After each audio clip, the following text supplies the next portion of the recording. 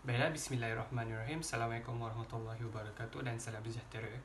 Di dalam video ini, kami akan menerangkan tentang eksperimental psikologi yang berkenaan dengan faktor manusia. Jadi, faktor manusia merujuk kepada disiplin yang memanfaatkan hubungan antara manusia dan teknologi berdasarkan Cantor, Weiss dan Sorkin pada tahun 1983. Jadi, tema bagi faktor manusia ini adalah Honor-Time User yang menyatakan bahawa kita perlulah mengenali siapa yang ingin menjadi pengguna sebelum kita menghormati pengguna itu sendiri. Jadi, di dalam faktor eksperimental psikologi ini, terdapat beberapa pemboleh ubah yang kita boleh dapat. Jadi, bagi pemboleh ubah bersandar, yang pertama adalah kadar kesalahan dan yang kedua adalah masa. Seterusnya, bagi pemboleh ubah bebas, ia terdiri daripada persepsi, latihan, perhatian dan persekitaran. Walau bagaimanapun, pemboleh ubah ini hanya adalah pemboleh ubah yang secara general dan ia akan berubah mengikut topik penyelidikan yang kawan saya akan terangkan. Kaedah eksperimen reka bentuk N kecil mengilustrasikan ketajaman visual dynamic yang membawa maksud sebagai kemampuan untuk melihat perincian dalam objek yang bergerak. Ketajaman visual dynamic ini diukur dengan menggunakan lendeksi dalam jurang yang kecil, di mana sekiranya lendeksi ini tidak bergerak, ia mengukur ketajaman yang statik. Dan sekiranya lendeksi ini mempunyai lintasan, ia mengukur ketajaman yang dinamik. Jadi kesan warna pada resolusi sasaran bergerak mempunyai import secara praktikal dan teori. Skrin paparan komputer dan peperangan jalan dipengaruhi oleh pengetahuan bahawa beberapa warna yang tertentu lebih mudah untuk dilihat. Dalam eksperimen ini, sasaran lendeksi diprojeksikan kepada layar putih dan pemerhati perlu melaporkan kedudukan jurang yang berbeza secara rawak. Kaedah yang digunakan dalam eksperimen ini ialah the method of limit, di mana ini ialah sebuah teknik psikofizik yang digunakan untuk menentukan ambang atau ukuran jurang yang terlalu kecil dalam membolehkan subjek mengenal pasti kedudukan jurang dengan betul. Eksperimen ini dimulakan dengan jurang sasaran yang besar. Dan melalui tindak balas dan prosedur yang betul, ukuran jurang ini bakal dikurangkan. Dan ini berterusan sehingga jawapan yang betul diberikan oleh pemerhati. Kemudian ukuran jurang dinaikkan ke jejak sebelumnya dan prosedur ini melalui proses pengulangan. Apabila pemerhati melakukan kesalahan untuk kali kedua dengan ukuran jurang yang telah ditentukan, ujian dalam keadaan tersebut bakal diberhentikan. Keadaan penglihatan malam dikendalikan oleh batang dan dipanggil penglihatan skotopik. Manakala keadaan penglihatan siang dikendalikan oleh kon dan dipanggil sebagai penglihatan fotopik. Hasil daripada kajian ini mendapati ketika kecepatan sasaran meningkat, ambang juga meningkat. Sasaran bergerak didapati lebih sukar untuk dilihat, manakala sasaran yang berwarna biru lebih mudah untuk dilihat. Jadi secara keseluruhannya, eksperimen ini dapat menyimpulkan bahawa pencahayaan yang berwarna merah biasanya digunakan dalam menyesuaikan manusia dalam gelap, manakala pencahayaan yang berwarna biru menjadikan orang lebih mudah untuk mengesan dan mengenali sasaran bergerak dalam keadaan penglihatan malam. Untuk eksperimen seterusnya iaitu Experimental Topic and Research Illustration, pemilihan pemboleh ubah bersandar iaitu beberapa kerja mental untuk pengenalan matlamat kami adalah untuk terangkan bagaimana mengukur dan menilai keperluan perhatian penerbangan, kesannya beban kepada keupayaan juruterbang untuk mengawal simulator. NASA eksperimen. Pada tahun 1983 iaitu tahun pertama dilakukan di General Aviation Trainer iaitu GAT, merupakan simulator yang penerbangan yang agak murah yang melatih juruterbang untuk menerbangkan kapal terbang yang menggunakan enjin tunggal generik yang selalu digunakan dengan keadaan tingkap kokpit ditutup supaya juruterbang peka dengan instrumen yang diberikan. Langkah-langkah objektif merangkumi pemboleh ubah seperti masa reaksi dan peratusan betul yang dapat disahkan dengan mudah oleh eksperimen. Langkah-langkah subjektif adalah lisan laporan yang diberikan pada skala penilaian. Sebagai contoh, seorang juruterbang boleh diminta untuk menilai beban kerja menggunakan skala 1 sehingga 10. Saya Muhammad Akil bin Muhammad Yassin menerangkan theoretical assumption. Masalah utama koefisien manusia di dalam penerbangan adalah ketiadaan kerangka teori yang dapat membantu dalam melakukan kajian dan latihan. Kebanyakan kajian lepas berkaitan beban kerja bukanlah daripada sudut pandangan teori. Seterusnya, pendekatan kejuruteraan telah digunakan dalam melakukan eksperimen terhadap beban kerja mental juruterbang. Pengkaji bersetuju penggunaan teori yang baik sebagai alat praktikal yang berkesan disebabkan terdapat penambahbaikan terhadap eksperimen beban kerja mental juruterbang. Seterusnya, the experiment. Charge reaction task telah digunakan untuk menguji juruterbang di dalam situasi simulasi penerbangan.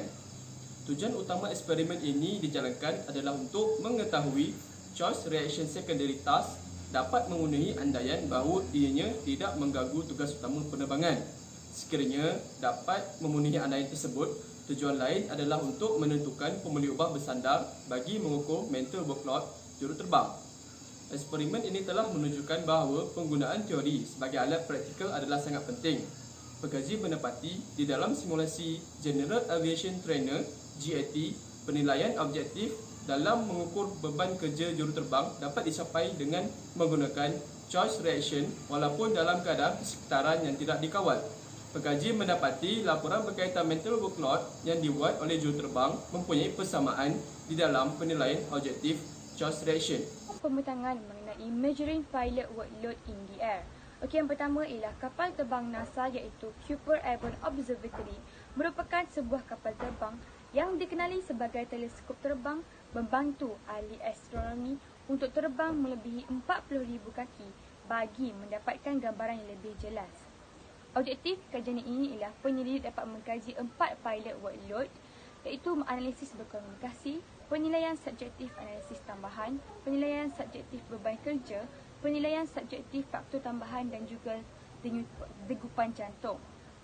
Hasil eksperimen ini menunjukkan juruterbang menunjukkan kadar degupan jantung yang lebih tinggi berbanding pembantu juruterbang dan anak kapal yang lain. Ini bermaksud bahawa ketua juruterbang mempunyai tanggungjawab yang lebih besar untuk mengendalikan sesebuah pesawat berbanding anak kapal yang lain. Okey, yang kedua ialah cockpit automotion dan pilot workload. Objektif untuk kajian ini ialah menunjukkan untuk menilai kesan automosi terhadap pendekatan dan pendaratan di lapangan terbang. Pemboleh ubah tidak bebas iaitu beban kerja kapal terbang dengan mengukur jarak kedudukan permulaan pesawat dengan landasan yang baru dipilih. Okey, yang ketiga ialah pemboleh ubah bersandar iaitu beban kerja juruterbang dengan mengukur kadar degupan jantung dan penilaian subjektif. Okey, eksperimen ini membandingkan dua perkara iaitu alat pendekatan keturunan berterusan dengan kawalan yang lebih standard. Seterusnya saya juga akan mengkongsikan kepada anda salah satu kaedahnya iaitu memandu dan telefon seluler.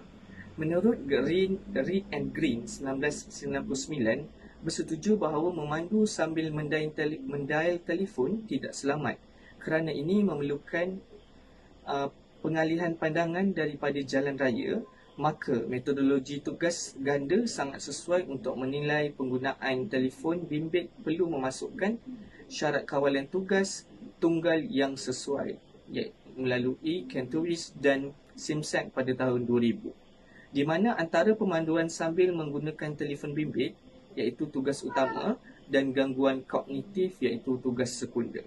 Oleh itu, Strayer and Johnston 2001 telah menggunakan ujian di mana peserta harus melakukan iaitu yang pertama pengejaran dan kesan iaitu menggunakan kayu bedik untuk mengawal cursor pada paparan komputer yang mesti mengikuti atau mengesan pergerakan sasaran.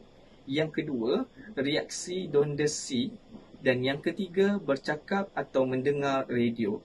Keputusannya, masa reaksi dondesi meningkat dalam keadaan telefon berbanding dengan keadaan penjejakan tanpa telefon dui tugas. Hasil masa reaksi tidak meningkat untuk keadaan mendengar radio.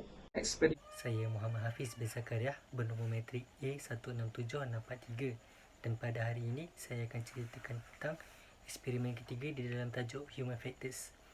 Eksperimen ketiga ini tentang the centered height mounted brake light ataupun dalam bahasa mudahnya lampu brake ketiga. In case ada yang tak tahu, lampu brake ketiga ni adalah lampu brake yang dekat tengah-tengah belakang dekat kereta tu. So eksperimen ni tentang macam mana konfigurasi lampu brake dan hubungannya dengan kadar pelanggaran daripada belakang. So eksperimen oleh Malone dan Kirkpatrick ini dijalankan. Dia ada 4 konfigurasi lampu brake. Yang pertama yang existing pada waktu tu adalah 2 di belakang, kiri dan kanan. Yang konfigurasi kedua di mana existing dan juga tambahan di lampu di tengah atas. Yang ketiga dia 2 juga kiri kanan tapi 2 dekat atas. Dan yang keempat adalah dia kiri dan kanan, tapi dia pisahkan antara lampu brake dengan lampu signal. Selepas 1 tahun eksperimen dijalankan, didapati konfigurasi yang lampu tengah di atas tu mempunyai kadar kemalangan yang jauh lebih sedikit berbanding dengan konfigurasi lampu brake yang lain, di mana kalau berlaku kemalangan pun kadar kerosakannya berkurang sehingga 38%. Dengan itu, mereka membuat kesimpulan bahawa kadar kemalangan berkurang kerana konfigurasi lampu brake tersebut berada pada normal line of regard seseorang, yang di mana maksudnya paras mata seseorang tu berada pada tahap tu lah ketika mereka memandu.